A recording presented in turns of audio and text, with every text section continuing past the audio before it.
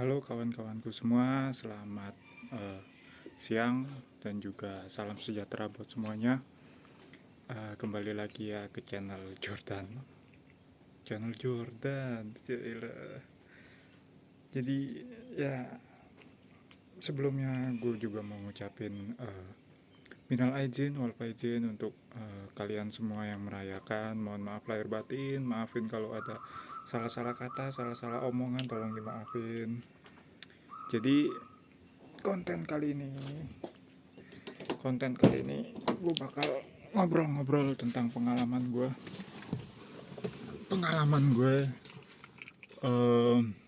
mudik bersama Wuling Convero ini dari Surabaya ke Lumajang. Itu kemarin memakan waktu sebenarnya harusnya 3 sampai 3,5 jam ya, cuma karena kemarin itu banyak berhentinya, berangkatnya nyantai banget, jadi berangkat siang nyampe Surabaya sampai Lumajang itu habis setelah maghrib gitu ya. Jadi ya mudik ini ngikutin kemauan istri ya, aslinya saya juga kurang berminat, malas, mending di rumah pusreng ya. Cuma karena istri kemarin minta mudik, keluarga besarnya juga kan pulang semua mudik ke Lumajang, jadi ya saya harus mengikuti kemauannya istri. Jadi konten kali ini gue bakalan curhat-curhat nih tentang gimana sih pengalaman pakai Convero DB NIK 2022 ini selama perjalanan dari Surabaya sampai ke Lumajang. Itu kayak gimana, konsumsi bensinnya juga kayak gimana,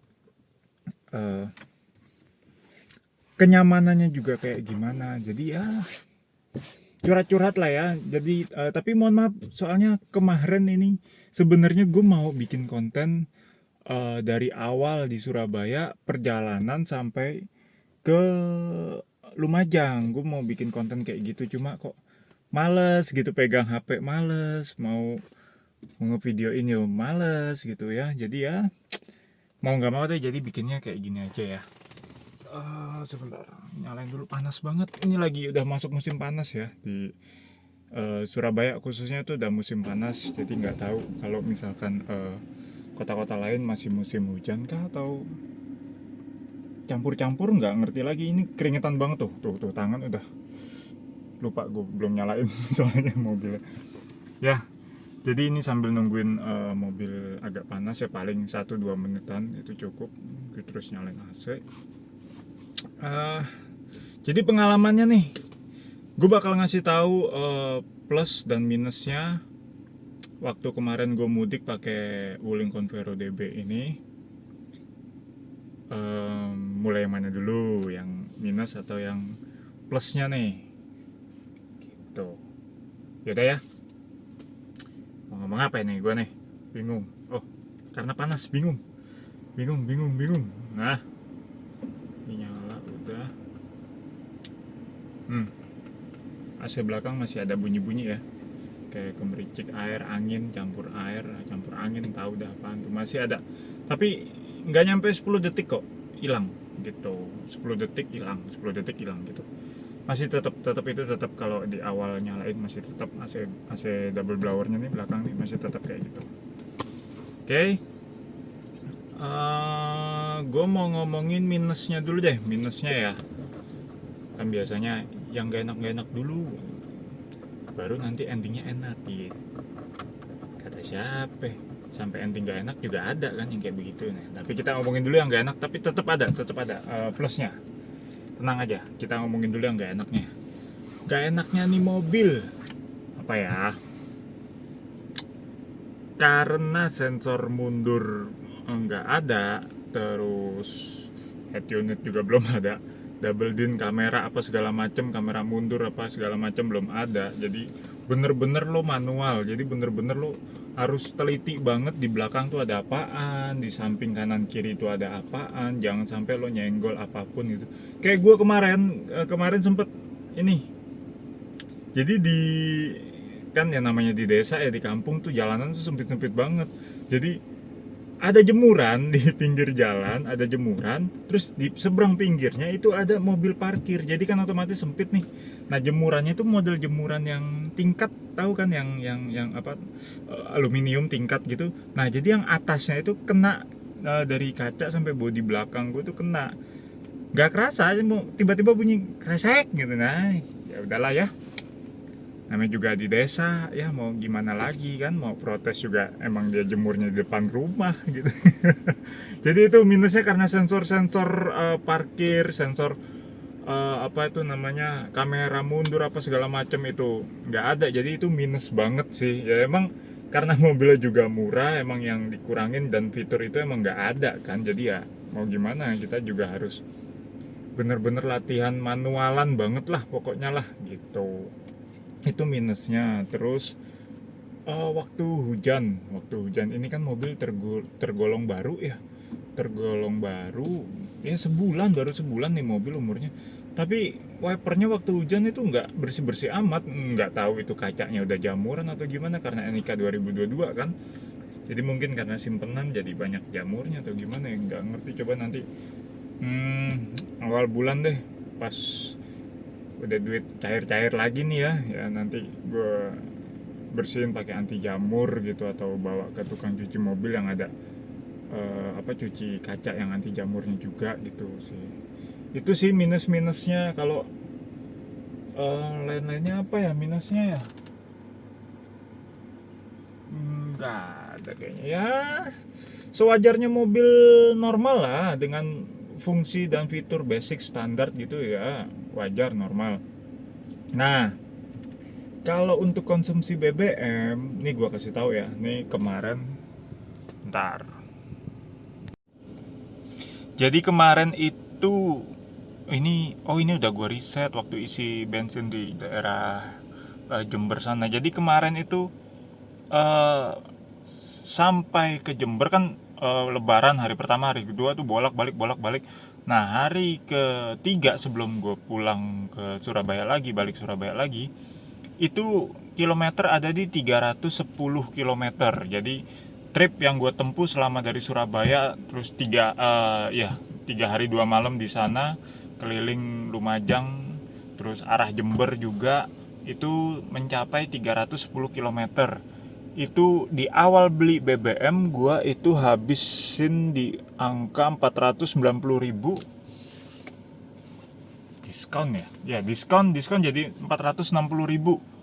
Itu gue isinya di BP gitu, pom bensin BP yang 92 ron ya. Itu full. Jadi isi full itu, aduh kemarin ada nih, sebentar gue tunjukin ininya ya. Struknya masih ada kok. Gue isi full bensin, sebentar.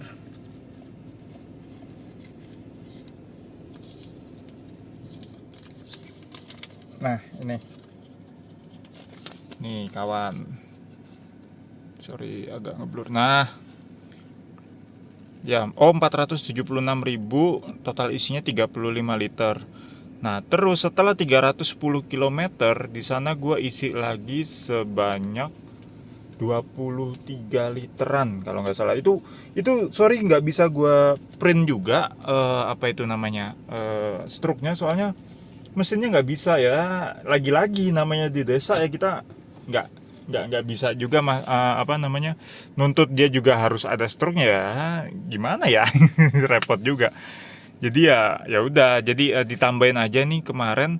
Waktu gue isi dari 310 km itu gue ngabisin 23an liter. Berarti kalau di rata-rata selama perjalanan gue dari Surabaya ke Lumajang lewat tol itu bisa sampai,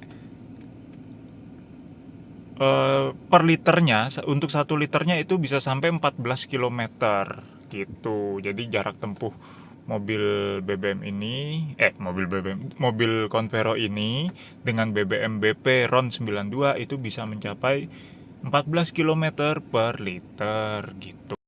Ya menurut gue juga nggak irit-irit banget, nggak boros gitu. Jadi ya wajar, sewajarnya mobil. Gue juga enggak full juga. Gue dari Gempol baru naik tol, soalnya emang sengaja waktu itu nyari bakso BCA. Jadi ada bakso namanya bakso BCA di Gempol. Bini gue kepengen, jadi kita lewat bawah dulu sampai Gempol, baru dari Gempol itu full naik tol gitu. Ya 50-50 dari tol sama jalan bawah itu 50-50, karena tol juga kan nggak full nyampe Lumajang tapi sampai Probolinggo juga. Jadi menurut gue nggak irit, nggak boros ya, wajar mobil segitu ya, wajar banget gitu loh. Jadi anggapan gue yang mobil Wuling ini boros di awal itu memang ngaruh banget. Jadi setelah 1000 servis 1000 kilometer itu kayaknya setelan pabriknya tuh keriset ya. Jadi kayak di awal emang di setting boros, tapi ketika udah melewatin 1000 kilometer itu eh, settingannya balik ke basic gitu, balik ke awal gitu ya. Jadi ya kayak mobil pada umumnya gitu, pada konsumsi BBM pada wajarnya gitu loh. Oke. Terus itu entah itu termasuk plus atau termasuk minus ya, tapi yang jelas menurut gue ini mobil sama sekali nggak boros dan juga nggak irit gitu, jadi ya wajar untuk konsumsi BBM-nya gitu. Terus untuk tingkat kenyamanan menurut gue ini nyaman, termasuk tergolong yang nyaman gitu loh. Jadi karena pembanding gue selama ini kayak Xenia, Avanza, terus Sigra, Ayla, ya sebangsa itulah ya, yang dua merek itu kan emang di LMVP bersaing ketat ya, Pak. Ya emang satu komplotan emangnya. Jadi gue perbandingannya itu aja ya. Dan dari kelas harganya juga ya mirip-mirip lah. Menurut gue ini seperti kalau misalkan ada nilai 1 sampai 10 yang mereka-mereka itu yang harganya sama, yang tipenya juga sama ya, yang paling rendah juga ya. Mungkin mereka nilainya 7, ini bisa 7,5. Nah itu kalau menurut gue pribadi. Jadi gue nggak mau ngejudge mobil yang itu lebih kurang ini di mana, nggak. Semua masing-masing punya kelebihan, punya kekurangan masing-masing. Jadi ketika kalian udah punya mobil A atau mobil B ya silahkan itu nikmatin, karena itu hasil dari kalian sendiri. Jadi gue nggak mau ngejudge, berarti mobil merek A lebih kurang, mobil B lebih kurang. Enggak, semuanya sama dan punya kekurangan kelebihannya masing-masing. Kekurangannya kalau misalkan dibandingin brand sebelah yang satu tipe dan harganya mirip-mirip, itu jelas konsumsi BBM ini di sini agak ya nguras kantong dikit lah, beda-beda berapa puluh ribu gitu ya, cuma kan beda ya, namanya juga beda kan, jadi ya kerasa aja gitu sih. Cuma kalau untuk kenyamanan sih, jujur secara pribadi bukan membanggakan mobil yang gue punya, enggak sama sekali, enggak. Kalaupun ada kekurangan gue pasti ngomong lebih lega, itu aja sih yang bikin nyamannya tuh, ini mobil lebih lega gitu ya. Bedanya nggak terlalu banyak. Beda lagi kalau lo naik naik bak pickup ya, itu kan lega banget. Nah beda, jangan disamain gitu. Oh ya, sorry, kekurangan nih lumayan parah banget sih nih. Ini gue baru sadar juga. Jadi kemarin waktu di Lumajang, mobil kan parkir depan rumah. Biasalah ngopi, rokokan di depan, di teras gitu. Gue perhatiin nih mobil, kok kayak ada yang janggal gitu, kayak ada yang nggak presisi, kayak nggak apa itu namanya, nggak balance lah gitu ya. Ternyata emang dari awal itu emang salah gue juga sih. Gue nggak langsung kan, katanya Bapak Fitra Heri juga, kalau misalkan mobil baru datang tuh wajib di spring balancing gitu ya. Nah kemarin gue lihat, jadi mobil sebelah kiri, bannya sebelah kiri depan belakang tuh ya, itu lebih masuk sedikit daripada yang sebelah kanan gitu. Jadi ya nggak balance, nggak imbang gitu, nggak apa sih itu namanya, nggak center lah gitu ya, ibaratnya mungkin begitu. Jadi itu sih, jadi ya entah itu ngaruhnya ke kenyamanan kah, atau entah ngaruhnya kemana. Yang jelas kalau dilihat mata ya kurang lah ya gitu. Jadi seenggaknya harusnya kan ya imbang lah gitu, dari awal pabrik gitu masangnya bagaimana, mosok nggak di center sama sekali sih, sama dari setelan pabrikan gitu sih ya, kurangnya itu sih. Tapi ya agak ganggu di mata gue sih, ganggu ya, soalnya gue kan nggak secara langsung, aduh kurang nih bannya gitu gitu aja sih. Itu kekurangan yang lumayan bagi gue tuh, ngaruh di hati dan pikiran ya gitu ya. Itu BBM udah, kelebihannya apalagi ya, mesin mesin kelebihan tarikan di jalan itu kayak gimana jalannya. Jujur ini lagi nih ya, karena kenapa gue bisa kasih nilai lebih tinggi untuk tingkat kenyamanannya, karena untuk kaki-kakinya ini empuk banget. Itu nggak banget banget juga sih, yang jelas lebih empuk lah ya dari yang pebanding gue yang tadi ya. Itu pokoknya lebih empuk ini gitu, jadi nyaman banget. Jadi di tol ada jalanan nggak rata pun nggak langsung wuk wuk, nggak gitu ya, tapi ya enak lah gitu. Bantingannya oke lah, oke lah, bantingannya worth it lah. Gue kira kan karena mobil murah, merek juga kan belum terkenal terkenal banget ya, belum terkenal banget. Terus di sini juga berapa tahun sih Wuling tuh di Indonesia tuh, 10 tahun udah belum ya, gue lupa deh. Gue mungkin bukan gue doang gitu loh, orang yang ngeliatnya kenapa sih kalau aku pilih Wuling sih, itu mobil mainan kali gitu. Aduh, itu udahlah, gak usah dirawin, lo rasain dulu aja, lo naikin dulu rasanya kayak gimana. Yang jelas sih kalau gue oke, puas. Gue cukup puas sama apa yang gue punya sekarang ini, gue puas. Dan karena pembanding gue dari kemarin-kemarin gue sering pakainya Xenia Avanza ketika nyewa mobil ya, gue cukup puas dan worth it lah untuk gue punya mobil ini dengan harga segitu. Itu puas gitu, nggak pakai banget banget banget ya, soalnya emang bukan bener-bener yang gue pengenin juga ini mobil ini. Cuma dananya adanya segitu, dan ya mampunya segitu, mau apa dikata gitu ya kan. Tapi gue puas dengan pakai ini puas banget gitu ya. Segitu aja dulu sih. Terakhir konsumsi BBM kemarin gue tuh waktu pulang tuh kena macet. Jadi waktu macet itu ya, gue hitung-hitung gue nggak bisa ngasih tunjuk secara real ininya ya, apa kayak stroke kayak. Terus di jarak tempuh tadi kan, jarak tempuhnya tuh terakhir 235, itu plus kena macet 2 jam di arah Kelakah sampai ke Lecas, pintu masuk tol Probolinggo. Itu gue lihat di situ karena udah kena macet, sampai Surabaya perbandingannya itu 13,4 kilometer per liter gitu. Ya mungkin ngaruh banget waktu kena macetnya itu sih ya, gitulah. Jadi overall segala kendala yang ada di mobil ini tadi udah gue jelasin, terus kelebihannya juga udah gue jelasin ya. Overall gue puas, nyaman sama ini mobil, oke lah, worth it dengan harganya, dengan kemampuan ini mobil gitu, worth it, menurut gue worth it. Dan gak usah ini deh, gak usah mikirin kata orang. Kalau misalnya orang, kenapa lo ambil Wuling, kenapa Wuling, gak sekalian yang ini, gak sekalian yang itu, gak yang ini, gak yang itu ya. Ya semua itu kembali lagi ke diri masing-masing. Jadi perhitungannya, pertimbangannya kayak gimana, orang mau beli apa, ya ya udah gitu. Itu terima aja gitu, toh kalian yang beli gitu, bukan bukan orang lain gitu ya. Komen orang anggap aja oke, mungkin ada yang ngasih saran, kayaknya kalau lo punya ini bagusan gini deh, kayaknya gini ya, oke dengerin. Cuma kan keputusan tetap di tangan anda gitu. Jadi yang jelas overall gue puas dengan memiliki mobil Wuling Convero ini.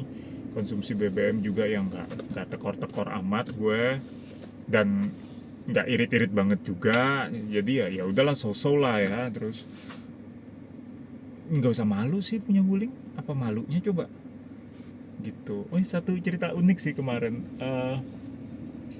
Temennya tem oh sorry, apa ya, suaminya temen istri gue, nah gitu, ribet ya.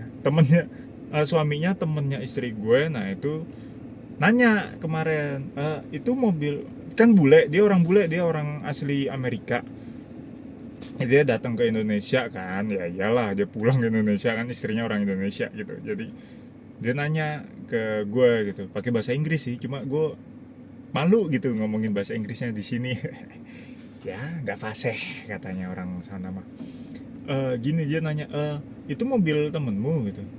Iya gitu ke istrinya. Terus itu W itu lambang apa ya? Terus istrinya jawab, Wings gitu. Hah? Wings gitu. itu merek mobil apa, dia nanya gitu. Terus akhirnya gue jelasin, gue jawab nih, oh sorry itu Wuling gitu, bukan Wings. Kalau Wings mah itu sabun ekonomi. Sabun colek maksudnya gitu, sabun ekonomi. Nah, salah dong, salah, bukan Wings dong, Wuling gitu. Oh ya udah. Terus dia masih bertanya-tanya, ini orang Amerika loh ya, dia nanya Wuling tuh merek apa ya gitu.